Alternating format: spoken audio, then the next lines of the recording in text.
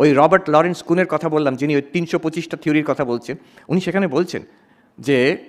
325 theory যেটাই আপনার theory হোক, I will tell you one thing, he says, আপনার যে থিওরি হোক, আপনি একদম মেটেরিয়ালিস্ট হন কিংবা একদম আইডিয়ালিস্ট হন, what ever your theory is, one thing is certain, all our most important questions in life depends on consciousness. আপনার যে থিওরি হবে, it depends on that. মৃত্যু মানে কি, আমি কে, আমার স্বরূপ কি, জীবনে কোনো মূল্য আছে কি, উদ্দেশ্য আছে কি না, every question, every such question,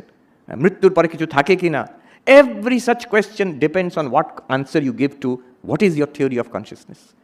এটা এত ইম্পর্টেন্ট, এই এক আলো, there is nothing more important in life, in our entire experience of life, than that which makes it possible, that one light, consciousness. দ্বিতীয় জিনিস আমরা কি এর মধ্যে পেয়ে গেছি, এই কনসিয়াসনেস কিন্তু সারাক্ষণ থাকে, আনইন্টারাপ্টেডলি, এটাকে সংস্কৃততে বলে নিরন্তর, কোনো গ্যাপ নেই এই কনসিয়াসনেসে, সবসময় আছে। না উদয়তি নাস্তমেতি, এর উদয় অস্ত সূর্যের মতন উদয় অস্ত হয় না, সূর্যেরও হয় না উদয় অস্ত, আমাদের সেটা মনে হচ্ছে উদয় অস্ত হচ্ছে বলে, সেই রকম